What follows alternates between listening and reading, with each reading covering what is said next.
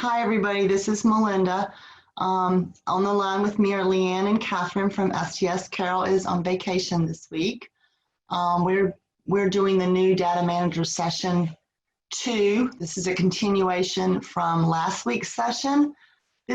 We do these sessions quarterly, so a lot of this is repeated, although we are constantly updating our slides when things change and update. So welcome, everybody. If you have questions, please put your questions in the Q&A box. Thank you.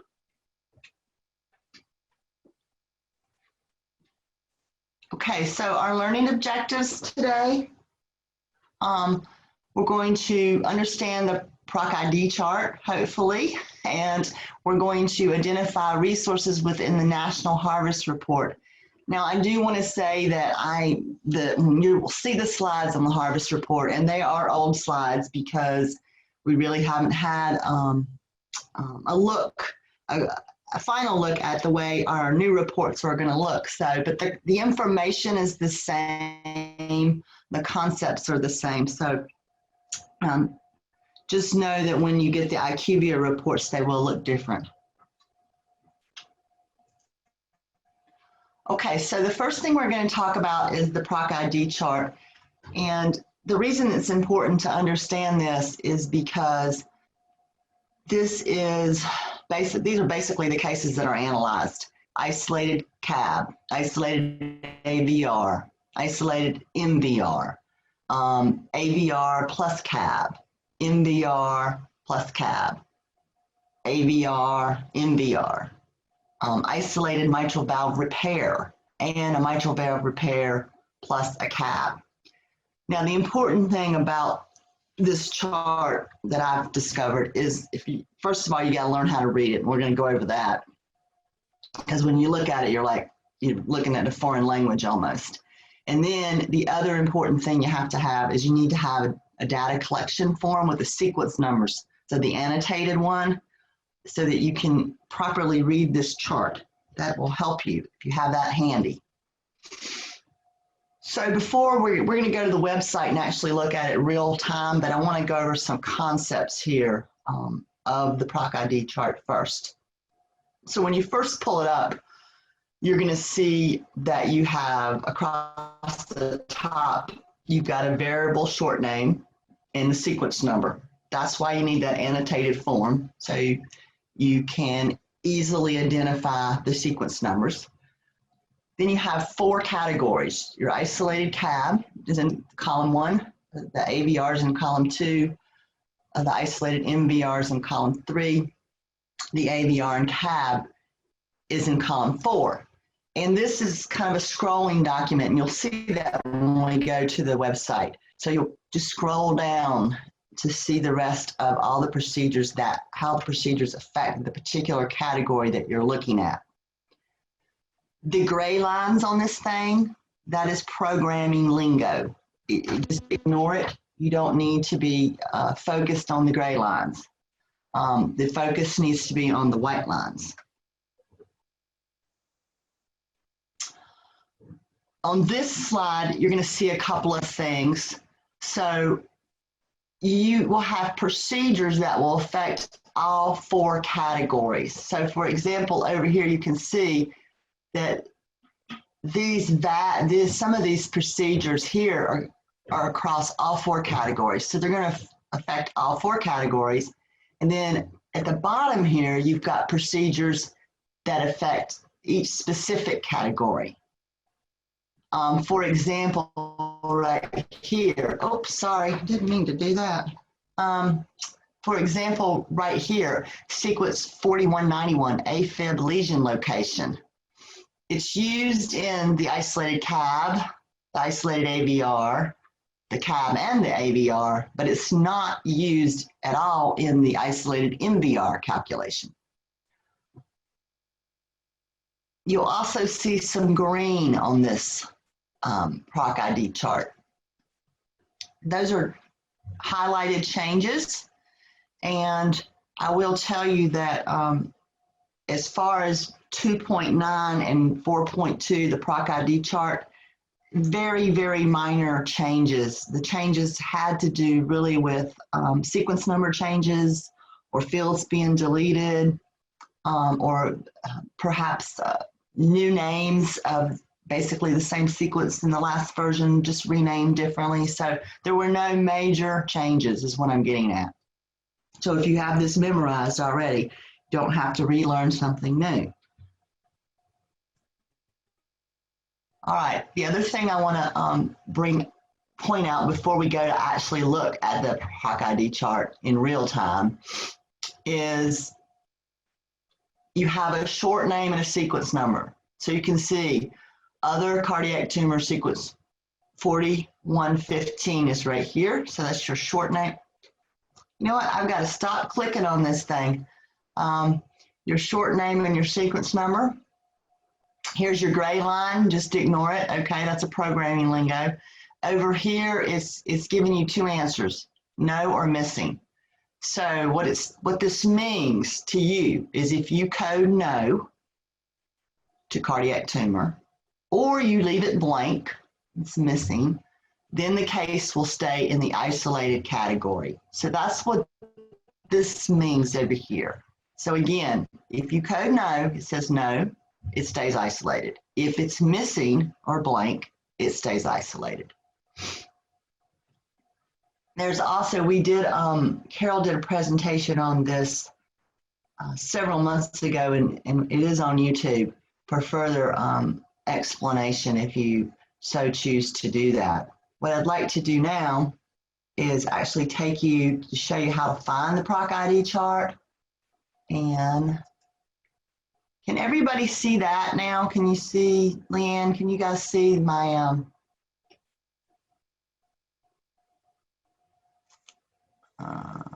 do it again. Make sure I've got this. Sorry, I was on mute. The only thing I see is your other cardiac tumor sequence 4115 slide. So you don't see the new share? Mm-mm. All right, let me try it again. Technical difficulties. That's okay. That happens. Do you see it now? No. Oh. No. Fiddle fart. Sorry. Did I just say that out loud? That's okay. Okay, I'm going to try it again. Now I see your STS webpage. You do? Okay, finally. Yeah. Thank you. Yep. Thanks, You're everybody. welcome. Sorry for that. That's okay. Technical difficulty. Okay, guys, so no worries. How do you find the PROC ID chart? So here's the sts.org website. We just go into registries and to the national database right here. And then we want to go into adult cardiac. And we want to go into data collection resources, version 4.2. And if you scroll down here to additional resources, you'll see the procedure identification chart, which we'll pull up.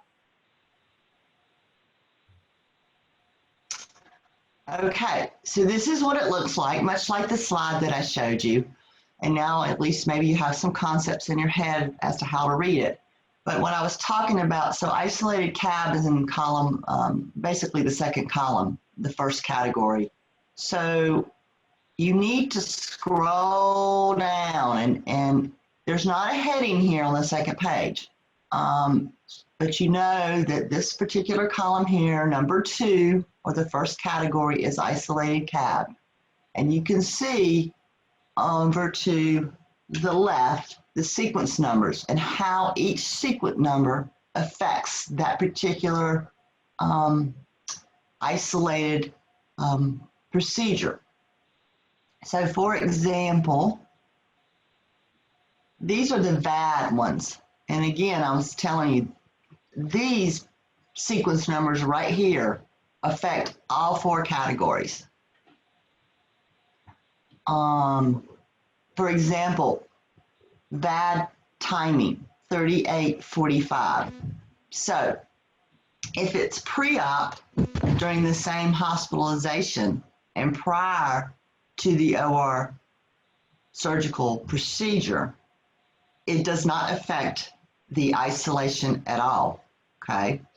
If it's in conjunction with a CV surgery, unplanned, it does not affect the isolation.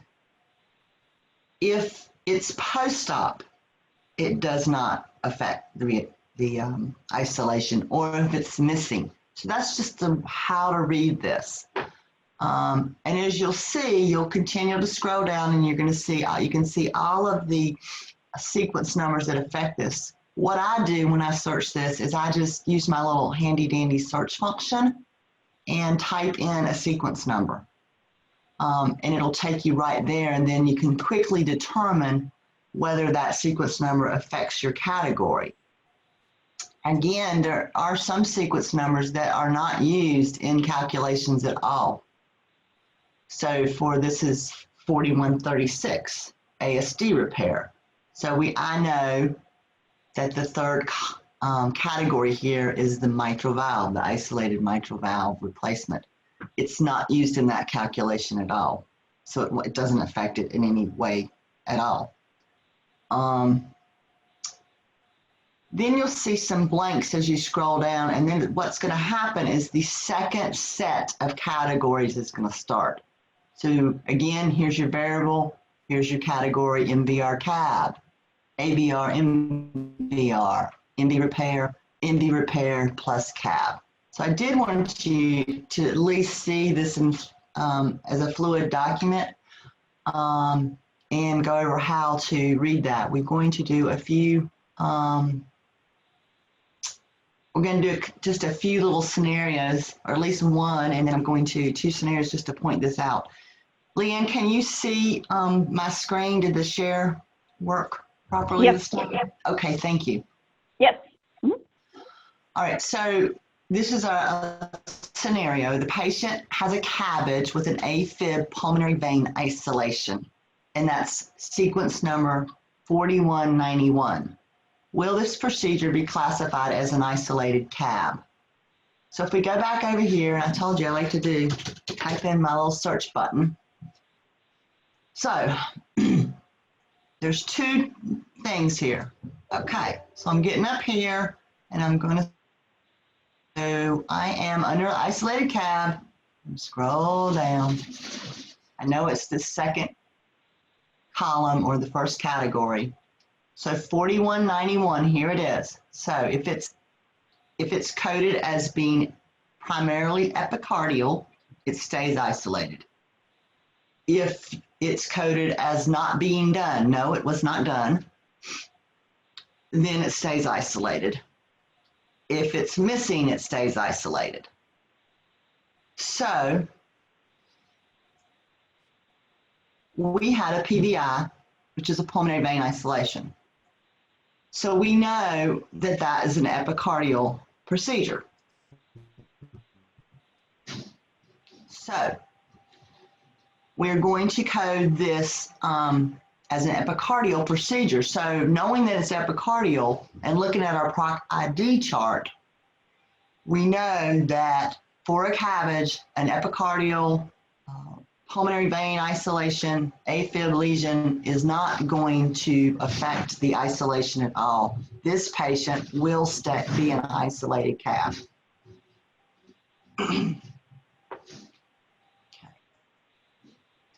Now we have one more PROC ID scenario, and I'm really bringing this one up because not to confuse people, but because it's an important one to understand. So the patient has a CABG. During the procedure, the right ventricle is lacerated. A repair of the RV laceration is performed. And the data manager is asking me this. This was actually an FAQ question. She says, I've coded this as a CABG with an unplanned other cardiac procedure, sequence 4135, due to surgical complication. Why is the case being classified as an other procedure since the RV repair was due to surgical complication?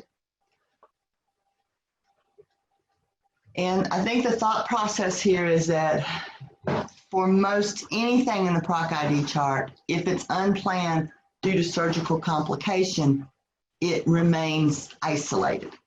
But I'm going to bring up the one caveat where it does not. And we're going to talk through that a little bit. So the answers here is the classification must be incorrect because all unplanned surgical complications keep the patient in the isolated category. And answer B is for this field, 4135, it doesn't matter if it was for a surgical complication or not. If other cardiac sequence 4135 is marked as no or missing, it will stay in the isolated category. So we're going to look through this just a little bit closer so that you understand this. So the correct answer is B. And when we look at our PROC-ID, and I've got it right here, I took the insert out of the actual PROC-ID chart, and I'll show you here if we type in 4135.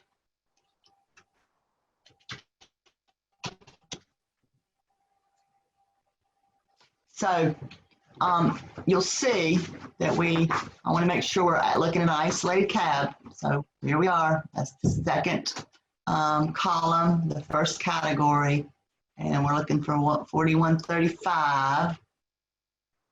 And there it is. And look what it says. And this is actually for all categories. If you code it no, it stays isolated. If you code it missing, it stays isolated. You'll note it doesn't say anything about unplanned due to surgical complication. So, how do we deal with that? That's what I wanted to bring up, and this is in the training manual. So this was clearly a surgical complication. The STS wants this to stay in the isolated category since it was the surgical complication. So what we have instructed you to do in the training manual is you can say, yes, there was another cardiac procedure performed, 2140, but then when you get over to section M, where you're going to fill it out, if it's none of these other selections, it's not any of these other selections, it's not lead insertion, it's not lead extraction, it's not TMVR, it's not all this, then what we're asking you to do is code other cardiac procedure as no in this scenario, this surgical complication scenario. That way it stays isolated, and it should because this was a surgical complication. And this is laid out in the training manual, so I'm hoping it's not too confusing for you. But I did want to point that out because a lot of people don't know this, and it's a pretty important point to bring up. Okay, so enough on the PROC-ID chart. I'm going to talk a little bit now about one other additional resource. Last week we talked about a lot of resources. We're going to talk about one more here that I think some people just tend to overlook or just don't have time to read it. I know I didn't in the beginning. I was like, I didn't even, I'm like, oh my God, look at all this stuff. I can't read all this. Again, this is old pictures, old slides, because this is the way it used to look.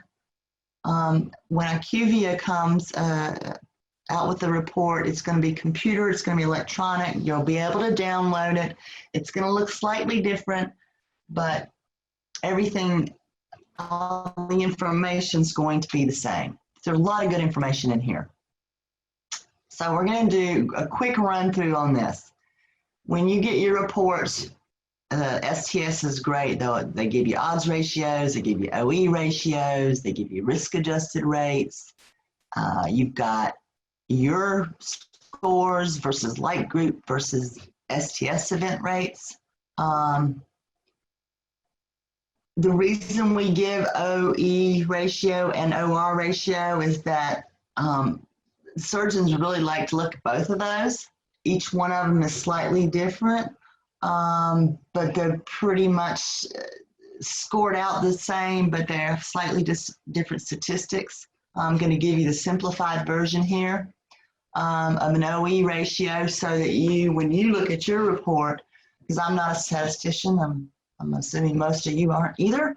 This is a very simplified version. So if you look at your report and your OE ratio is greater than 1, then you are performing worse than expected. If your OE ratio is less than 1, you're performing better than expected. If your OE ratio is equal to 1, then you are performing at a level equal or expected to most of the other participants.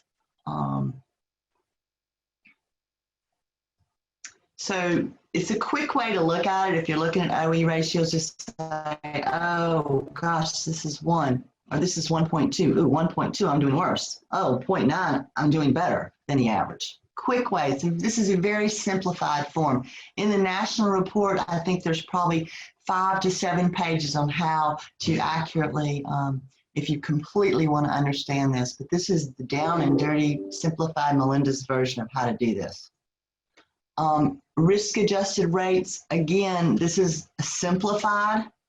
In the national report, there's a lot of good information about this. So if your risk-adjusted rate is greater than the STS, then you aren't performing as well as you should be.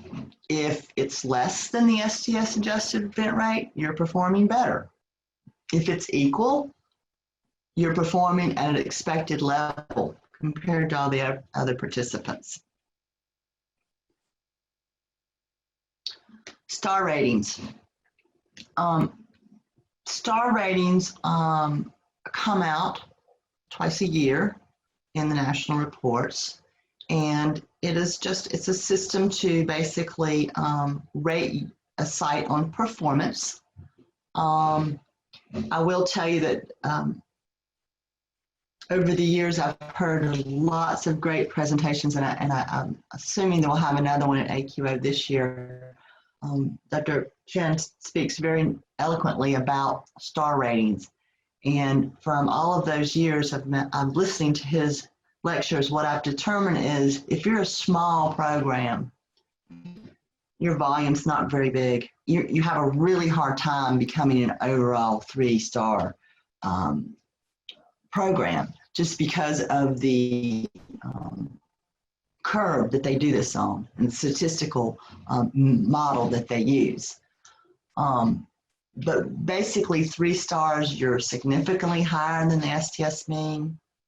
2 stars, you're not statistically different from the mean, but you're doing great because that's what most of the STS is doing. And if you're 1, you're lower. A couple of things I want to point out, just so you know that probably like it was actually started in late 2.81, where we started looking at data completeness requirements for mortality fields. And actually being, I don't want to use the word penalized, but basically if you did not meet a certain threshold for having your mortality fields met, then you weren't going to get a star rating, because we were seeing simply a lot of sites that just weren't following their patients for that long. So where we're at now with that is if the percent missing for mortality fields is higher than 2%, then basically you're at risk of not receiving a star rating. So it's really important. Star ratings are important for administrators. They want to see these kind of things, and for insurance agencies and things of this nature. So I did want to point out that mortality fields can affect your star rating, so that you're aware of that. This is how it used to look when we got IQVIA. It's going to look a little different. I'm sure it's going to be electronic. And this also says Duke because it's DCR. I used to do all of this stuff. But you have several fields, domains here. We'll talk a little bit about that, and you're going to get a star rating in each one of your domains. In your national report, it tells you exactly what the domains are and what that consists of. For example, let's look at domain 3, use of the internal mammary artery. It's a proportion of first-time CABG patients who receive at least one IMA graft.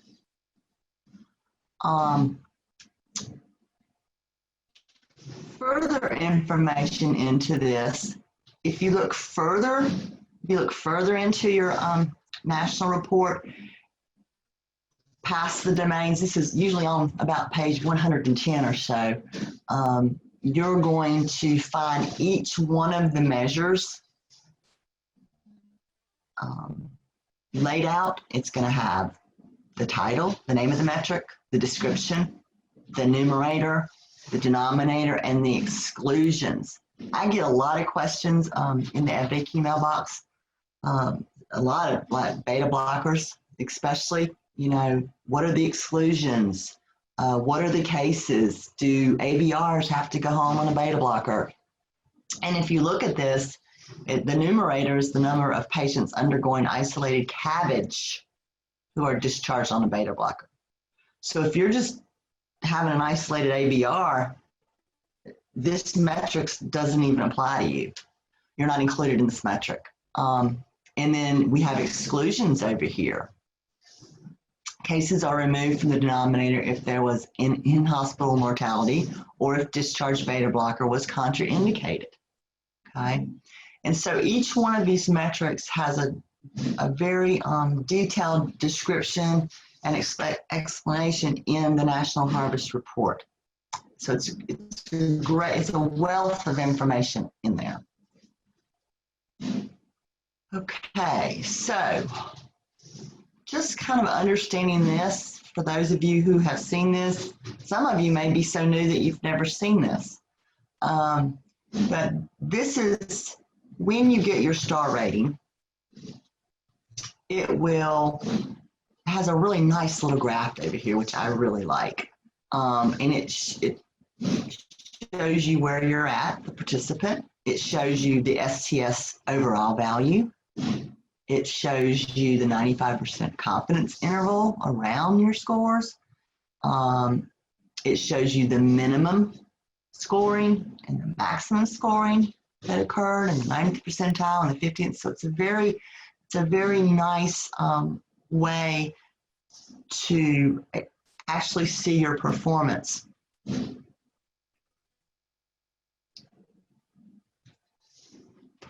The other thing that you find in your national report and in your star ratings is once you get your star ratings, you'll see that there's some detail line. And for example, if you look at the mortality detail line, where there were 7 of them, so you know you had 7 mortalities in that particular data set that you sent in. And then you look at any morbidity, it's going to tell you 3 reoperations, 4 renal failures. Okay, I mean 4 reoperations, 5 renal failures, 3 deep sternal wounds infections, 26 prolonged vent.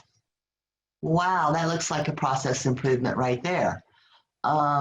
6 CVAs, and then you had 12 cases that had multiple of those morbidities together. So I like the detailed line. It's actually really nice, and you can kind of drill down and you can quickly look and see where you need to improve. And it's obvious that this site needs to improve on prolonged ventilation. 46%, they had 26 cases. The other thing I want to point out about this is you'll see right beside reoperation only, there's a little number. It says 3. It's a little footnote. And if you go down to the bottom of this, it tells you it includes reoperations for bleeding, tamponade, valvular dysfunction, graft occlusion, and other cardiac procedures. So these little footnotes are really helpful. Look at the footnote for renal failure. It's number 4. We go down here. Excludes patients with pre-op renal failure or last creatinine greater to or equal than 4. So you can learn a lot about your metrics and what's involved in your metrics by looking at your national report. It's a wealth of information in here. Wow, I got done quick. I didn't realize that was the last one, but I'm assuming we have lots of questions and things that people might have concerns about. Let's see if I can look at some of these questions and see. Mm-hmm. The only other thing I'm going to say about the national report is that apparently it's coming out soon. What I've been told. Things will look different with the QVIA, and it'll be electronic. You'll be able to download it. Okay, let's see. Bonnie, have the vendors received approval yet for the risk models for version 4.2? I'm not sure. Do you know about that, Leanne? I don't think that's been finalized yet. I think they're in the process. I can't say 100% sure, so I do apologize. I can follow up, Bonnie. If you shoot me an email, and I'll put my email in the chat box. But I think vendors are in the process of submitting test files for risk model certification. I'm trying to find out as we're on this call. I saw your question come in earlier, so I was trying to get confirmation from my QVIA and Paul. So if I find out for sure from him before we get off this call, I will definitely let you all know. But I'm under the impression that some vendors are submitting test files for risk model certification. So I hope to have more information. But I'm going to put my email in the chat box if you want to follow up with me as well. Okay, so the next question is, can you explain the difference between epicardial and intracardial? Our surgeons do not chart for us. Well, okay, let's see if I can do this in a simplified version. Epicardial basically means that you're just on the surface of the heart. So PVIs, any kind of PVI, pulmonary vein isolation, generally speaking, is the epicardial procedure. If at any point they go intracardiac, like actually inside, making it inside the heart lesion, or they're doing, once they start getting into box lesions, or they start getting into cryo lesions, or they start getting into the SVC lines and things like that, you're going to, it's going to move into an intracardiac, more intracardiac procedure. I'm just trying to think. Basic epicardial is usually, for the most part, PVI. I would ask your surgeons to assist you with that if you are unsure, because each surgeon documents a little different. But for the most part, if you're just doing a pulmonary vein isolation, that's an epicardial procedure. Okay. Is there any way you can add the headers, column titles, to each page of the procedure? You know, I think that's a great idea, Leisha, and I'm hoping that we can be able to do that. I'm going to take that to Carol because I too would love to see the headers there. How does a discharge status of AMA affect other calculations? Okay, so let me pull something up to show you. This may help you. Sometimes it's easier to just, sorry for the scrolling. I'm going to get down here to AMA so you can see. Apologize for the scrolling.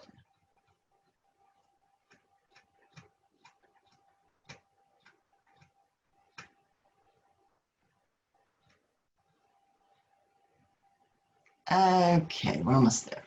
Okay, so one thing I want to show you right here. If discharge location is not AMA, okay?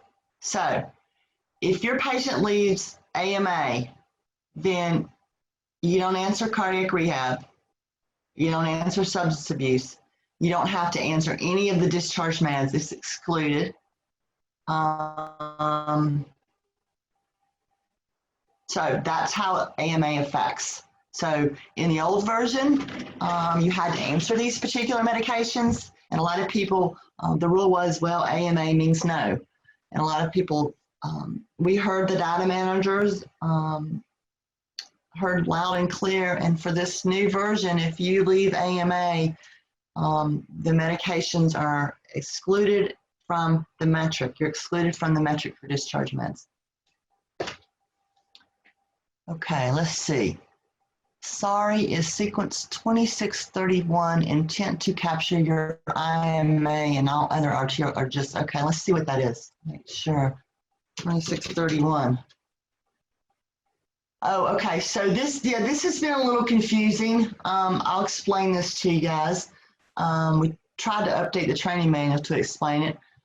So in my mind, this really should have been up here above the internal mammary arteries, but maybe next time, next upgrade, because this is your total number of distal anastomosis with arterial conduits.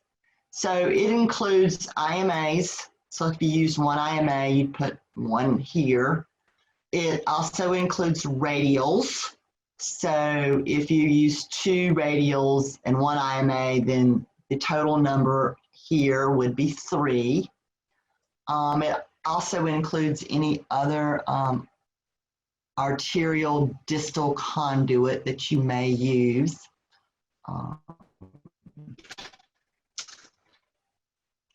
So when we have it broke up here, this is your IMA, and I would say this is sort of the breakdown, you know, how many did you use, which ones did you use, how did you harvest it, kind of thing. And then we have down here your radials. You know, how many of those did you use? How long did it take you to prep it? This is sort of a breakdown on looking at radial arteries. But this is the total number of all of the arterial conduits that you use. Just like this is the total number of all the distal venous conduits. Okay, let's see. If I have trouble figuring out why my case is falling in the other category, can I email you for assistance? Yes, of course. Thank you for going over the PROC-ID chart. An AVR cab should not automatically fall into the other category, correct? That is correct. So they have their own category. Let's go back to it. AVR plus cabbage is an analyzed case, and it should be it should be analyzed as an AVR tab.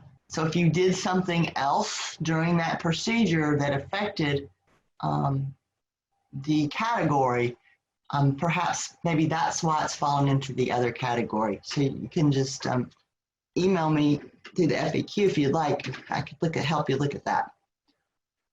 All right. During the AFib procedure, if the surgeon uses cryo, is it always in most often? Yes, because he's going down the mitral line. Yeah. What would you have time to go over the new classifications of mitral valve disease? Wow, I'm gonna. You know what? I've got a little bit of time. We'll look at that. Let me see. Where did I put my collection form? Sorry for the scrolling.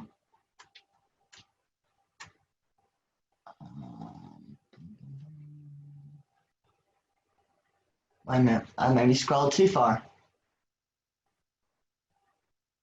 Okay, so I'm assuming we're talking about this. Let me make this a little smaller. Y'all can see how old I am now that I have to have this big on my screen, right? Okay, does that get at everything? Okay, so we are going to have a talk about this at AQO too. So I'm going to do the condensed Melinda version. Dr. Badwar would do a far better job at this than me. in an effort to help data managers with this, it was set up this way. And in addition, the mitral valve task force, or the valve task force, wanted us to bring back the Carpentier classification into this version. And I'm well aware that a lot of surgeons don't document that. So in an effort to help the data managers, Dr. Badwar felt that perhaps if he would give you examples, for example, class 1 Carpentier, usually if it's just class 1, it's pure annular dilatation. Or it could be endocarditis. But you'll notice that endocarditis is in another category too. And so this is where it gets tricky. Now here's what we've done in the training manual. If all you have is pure annular dilatation, that's the only place that this falls into the classification, then you can say that you have class 1 normal leaflet mobility. If you have endocarditis and the doctor has not documented your Carpentier classification, you'll notice that endocarditis falls in class 1 and falls also in class 2. And I think those are the only 2 places. So in this particular situation, unless he tells you, is this class 1 or class 2? In class 1, the key here is leaflet mobility. So if you have normal leaflet mobility and that's documented, then you know it's class 1. But if you've got increased leaflet mobility, this is generally flail, prolapse, and those words are in the training manual. We'll help you with this. So if you see flail or prolapse, that's class 2. So if you see an echo and you have an endocarditis patient and they have a flail, well, you know it's class 2 for sure. But if you can't tell if it's class 1 or class 2, you got 2 options. You can clarify that with your surgeon, or you can code not available because you don't know what it is. So that's kind of how this works. I know it's very different, and I know Dr. Badwar is going to talk a little bit more about it at AQO. All right, so what's next? Where was the Duke Harvest report located on at STS? Okay, so those pictures I was showing you were pictures of when DCRI did our data for us, our analysis and our reporting. Now they're just doing the analysis and IQVIA is doing the reporting. The reason I don't have IQVIA reporting slides as of yet is because it hasn't completely been developed. It's almost there. It's almost there. And so we haven't gotten a national report from IQVIA yet. So I had to use the old DCRI slides. But the information is the same as is in your reports from IQVIA.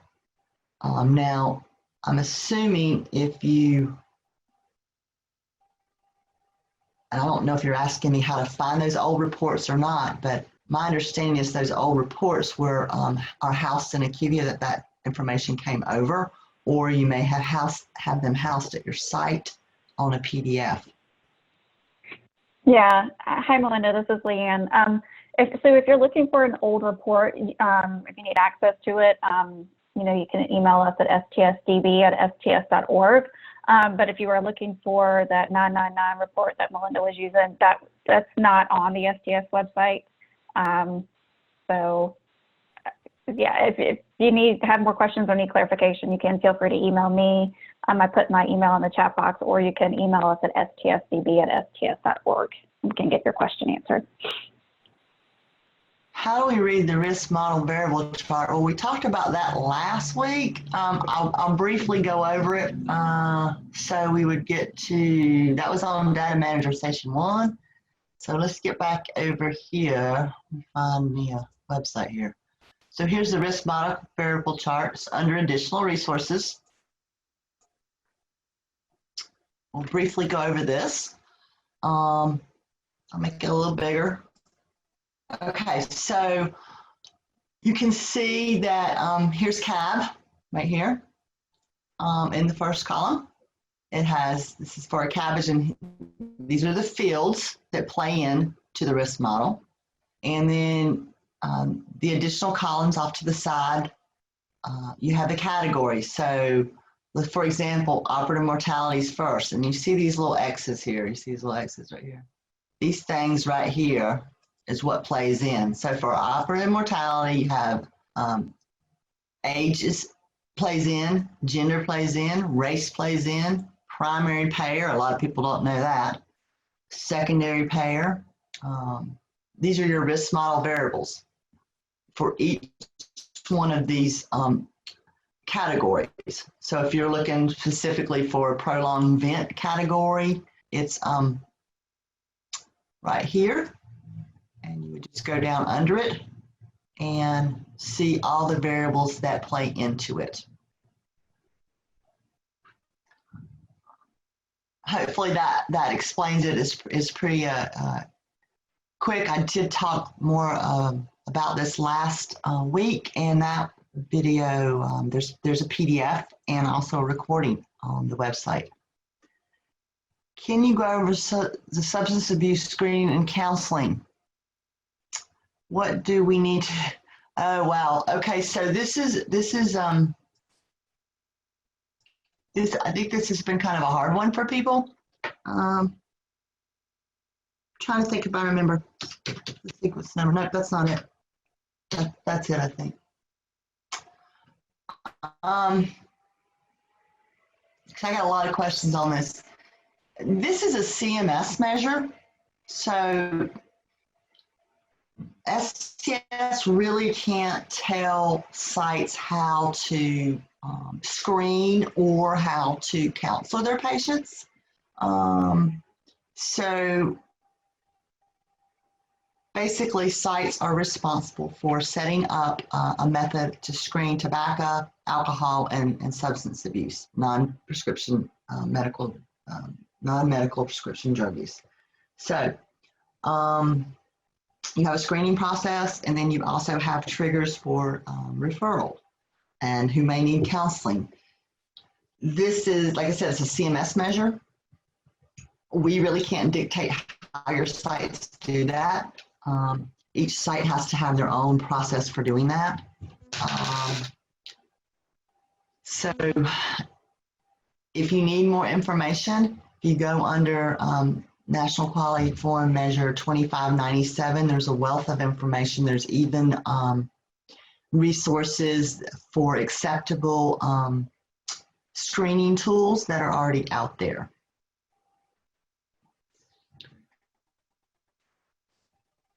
If you have an atrial clip applied in answered sequence 4139, can you code no to 41? Okay, let's see. Let's see what this is. Let me look at the numbers. I'm so glad you're giving me numbers, because well, you got to look at it here. 4139. Come on, find it. All right. So so you put an atrial clip on, so you're checking yes to 4139, saying you put your clip on. Then you want to know, can you code no to 41? Yes, you code no. Well, no, yeah, amputation. It's not an amputation. You're doing an obliteration. So yes, you would code no to 4142. 4191, you would put none. There is no lesion location, because all we're doing is the left atrial appendage. And 4240 is no. Yes, that's how you would answer that. No. Lesions documented, no. If the valve disease is not documented and you have the charting necessary to classify, do we? Yes, if you feel like you can, based on the information that you've gotten documented in the chart. That's why we gave you the chart. That's why it's laid out the way it is. So if, for example, you see, get to here, go back up to show you that. We've only got about 8 more minutes. We do have to get off at 4 today, on time today. Yeah, Melinda, I just put in the chat box, you know, that we did have a hard stop today at 4 o'clock. So we have other calls that we have to get on. But if we're unable to get to your questions today, please submit them via the FAQs, and Melinda and Carol will work to get those questions answered for you. So if we're not able to get to it today, so please submit it via the FAQ. Looks like a lot of the rest of the questions have to do with this. So yes, if you can read your chart, you can tell, for example, you have endocarditis and you have a flail leaflet. That's a class 2. That's why we put these little descriptions beside the class to help you guys to better able to figure it out if you can. If you can't figure it out, you can seek clarification from your surgeon, or you can just put not documented.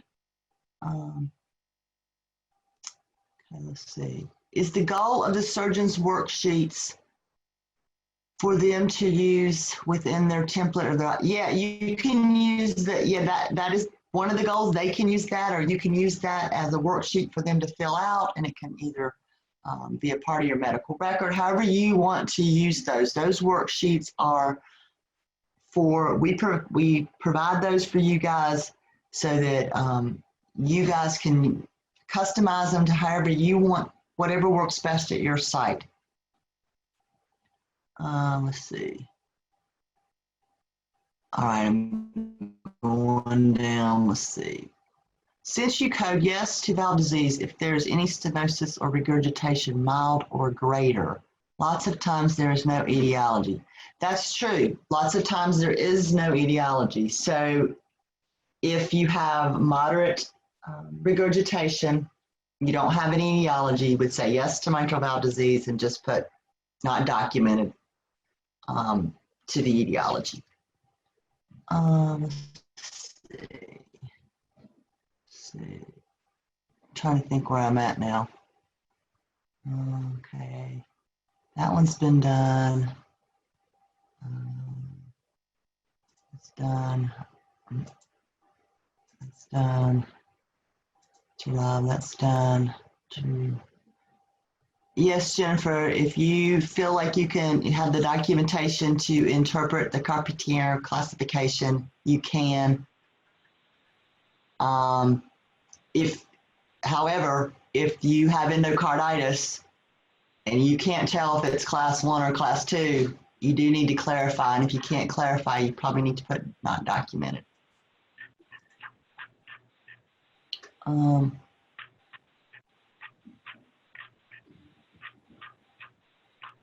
Okay, I'm looking to see if there's any more questions specific to this presentation just before.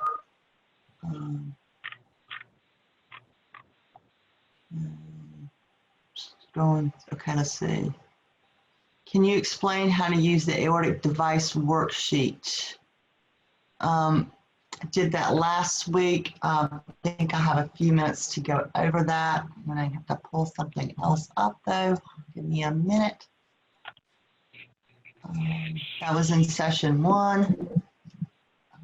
Let's see. Let me find it.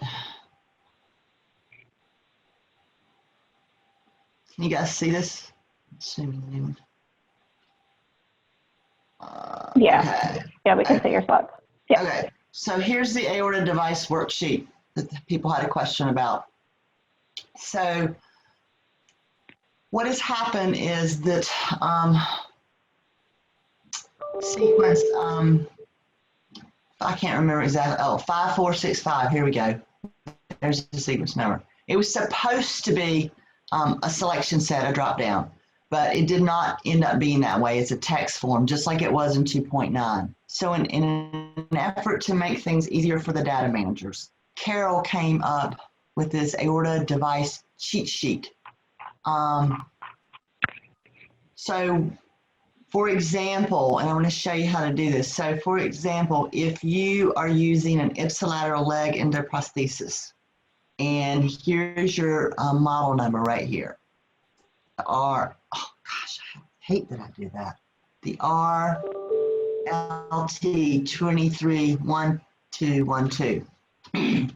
So you come over here to your aorta device list, and you will see that it's a gore. You'll see what I do is type on here. Like, it's a pretty long list, and you can just search it like any document. Like, I would type gore, and I'd find all the gores, and then you find that it's the ipsilateral leg endoprosthesis.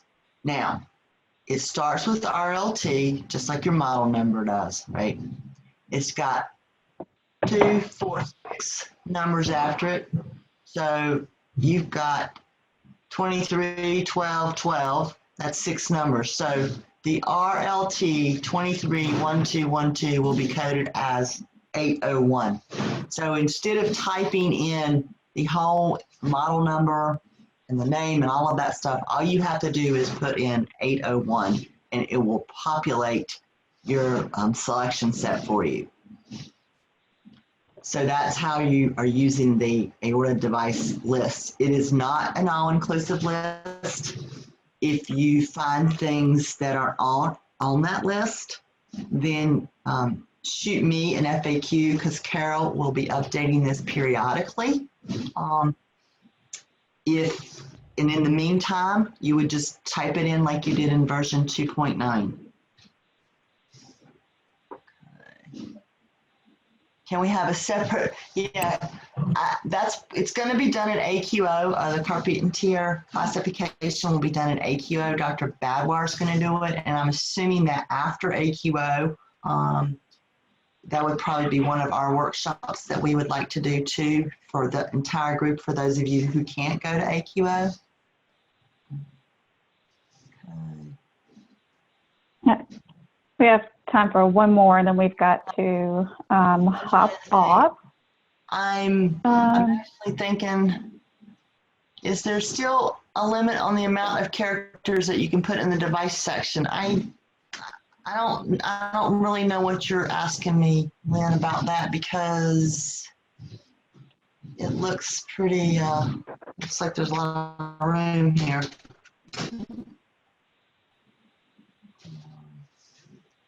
I have to look at the specs. You'd have to like send me a sequence number. We look right at the specs just to make sure.